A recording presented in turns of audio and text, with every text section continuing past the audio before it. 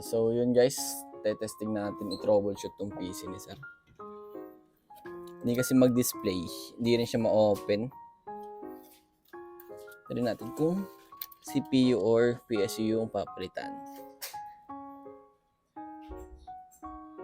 Isang problema nito sir, possible cable nito. Kasi nirekta ko, hindi ko siya kinabit sa cable eh. Minute ka ba? Minute naman to. Sabihin gumagana yung CPU nyo. Try lang natin ngayon kung magdi-display. Nakalock na to. So yun guys, na-test na natin yung PC ni sir. And yun nga, may tama yung CPU niya since ayaw niya mag-display. So yun guys, nabudol si sir.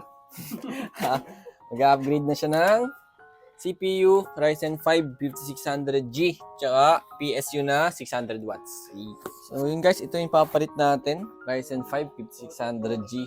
Then PSU na 600 watts XTC. Sugar.